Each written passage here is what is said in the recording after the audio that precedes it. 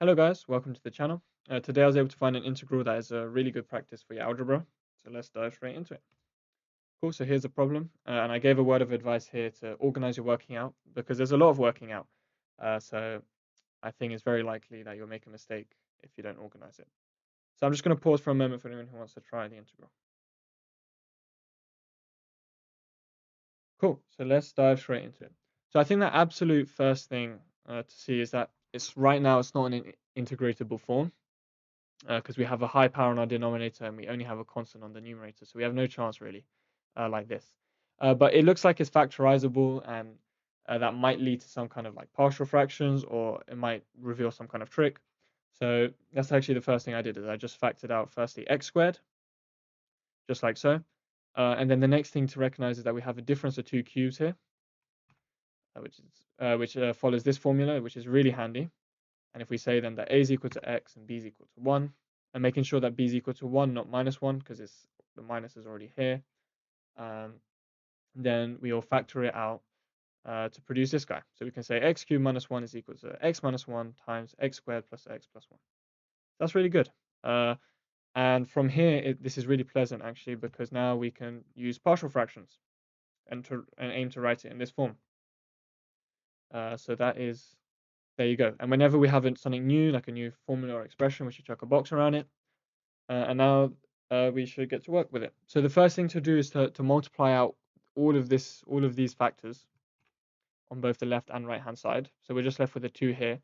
And then you can clearly see that on the right hand side, we are left with whatever's the missing factor. We're left with being multiplied by everything except the missing factor. So for example, a is divided by x minus 1, so it will cancel out with x minus 1, but you still have an x squared and x squared plus x plus 1, just like so. And the same thing with bx plus c, there's no x squared, and for dx plus e, no x squared plus x plus 1. So we have the other factors. And then the next bit of work is to just expand these x's out, expand these brackets out. So we can clearly see that a is being multiplied by this guy, and bx plus c is being multiplied by this guy, and dx plus e is being multiplied by this guy, and it all equals 2. That's great. And then I'd write just before we start, like unpacking it and trying to solve for our constants. I'm going to write it like this. And so all I'm doing is I'm just saying that there's a zero coefficient um, for x to x squared, x cubed up to x to the 4. And that's just to make our lives a bit easier when we do these equations. Cool. Let's buckle in because I think I have 28 animations on this slide. So there you go. So I'm just going to chuck a box around it. And then I'm going to break this up. So what I'm going to do is I'm going to do something called comparing coefficients. And so I'm going to look at the coefficient on the left-hand side and on the right-hand side and try and produce some simultaneous equations. So I can clearly see with x to the 4 that we have 0 on the left-hand side, but we have a being ax to the 4 and bx to the 4 and dx to the 4. So just like so, you get a plus b plus d is equal to 0. And I've just divided the x to the 4 out because it'll cancel out on both sides. And then you can do the same thing with the x cubes to produce this guy. And the same thing with the x squareds. Same thing with x. And then x to the 0, which is our constant. We get the same thing. So now it should be five equations and 5 variables. So we know we can solve it. So I'm just going to start off with what's the easiest. We can see here that we have minus c is equal to 2. So c is equal to minus 2. And we can chuck a box around it. I did a different color box because we have quite a few variables. And then we also have here minus b is equal to 0. So b is just equal to 0. We can chuck a box around that. And now the other ones take a little bit more work. So we can see a is equal to e. And all we do here is we just add e to both sides. So minus e plus e will just be a. And then 0 plus e is e, just like so. And we can do the same thing. And all I've done here is I've just said b is equal to 0. So I'm just going to ignore the b, just like so. And then I can do a little bit more work to say that a is equal to minus d. So I've just subtracted d from both sides, so you get that equation. And now what we can do is we can apply all of this to this equation here with the x cubed, because we know c is equal to minus 2, and we know a is equal to E is equal to A, and minus D is equal to A. So we can write it like that. So I've just subbed C out for minus 2, and minus D and E, I've subbed them out for A's, which simplifies to get that. And so you can solve A is equal to 2/3, and we can chuck a box around it. And I've actually added this little line here just so I have a bit more space to do working out.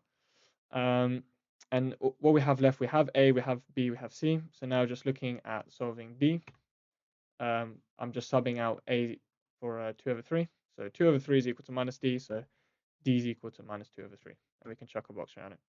And then since we know A is equal to E, we can just say E is equal to 2/3. So there you go. We've solved for all 5 of our constants, which is amazing. And I'm just leaving our integral up here so we know what's going on in our equation. So now what we can do is we can sub out for A, B, C, D, and E what we solved them to be, our constants, like so. And since we said that this right-hand side is equal to this left-hand side, which is what we're integrating, we can sub this guy out for our new partial fractions, just like so. And now things look a lot cleaner to integrate because we just have quadratics on our denominator, and that's always a lot more pleasant to deal with.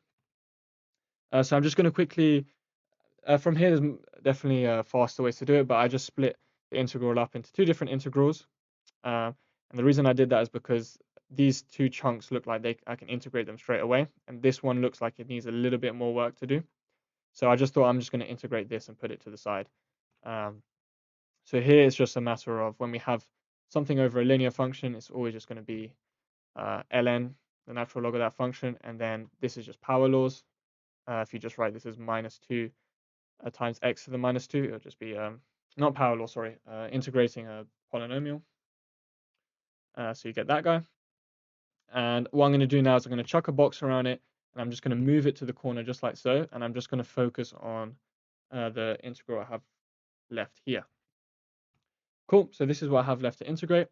I'm going to factor out the minus 2/3, just like so that I'm left with this. And this already looks a lot more pleasant now. We don't have any fractions inside.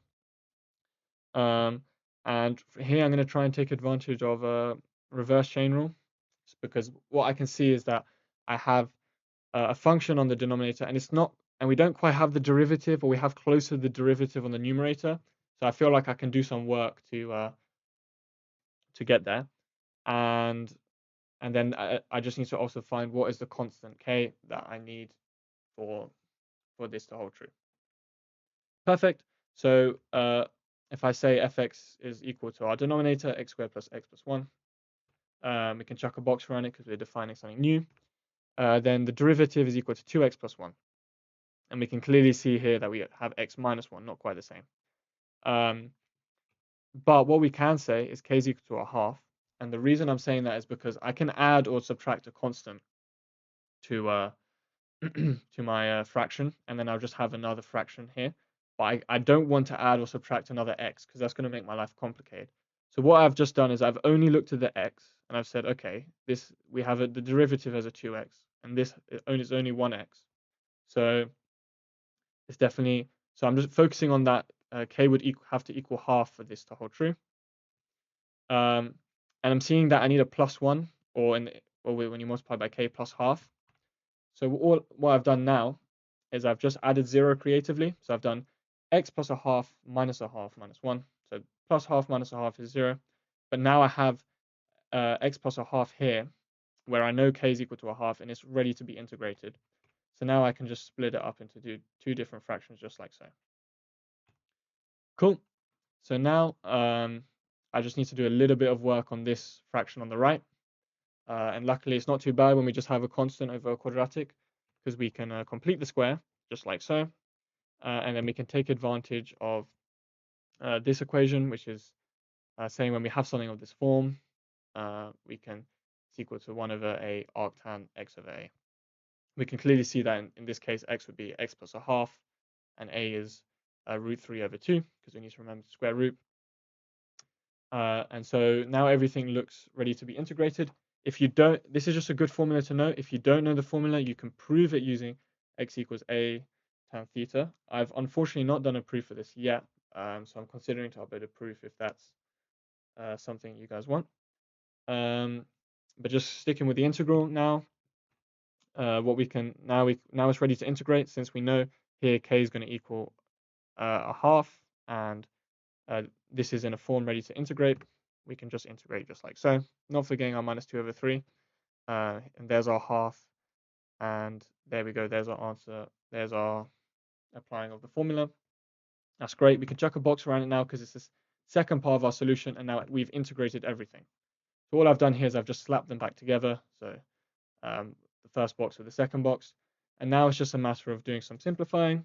So what did I do first? The first thing I did is I factored out 2 from this bracket here, and that's just because I already have a 2 factored out here, and I feel like I can give my answer with the 2 factored out. That might be a bit cleaner. And I've also cancelled out. I think I've done some work with, yes, I've internalized this 3 into the bracket. So a half times a third is a sixth, and 3/2 times a third is just a half. So that 3 is cancelled out there, and that's really good. And I can see that this 2 is going to cancel out with that 2, just like so. So now I'm left with this guy. And it's just now a matter of putting the brackets together just like so, or expanding out the square brackets. And when I'm expanding the square brackets out, it's very important I don't forget the plus c, because we're looking for a general solution. So it'd be really annoying if we did all this work and then we forgot the plus c. So there's the plus c. And now we have 2 different brackets, both with a 2 factored out for both of them. So what we can do is we can just combine them together just like so with a 2 factored out. And there you go. So that should be our answer. There you go. So I put a box around it. Yeah, and that's really, if you can do this, your algebra is quite solid. I really do hope you enjoyed the video, and I look forward to seeing you guys next time.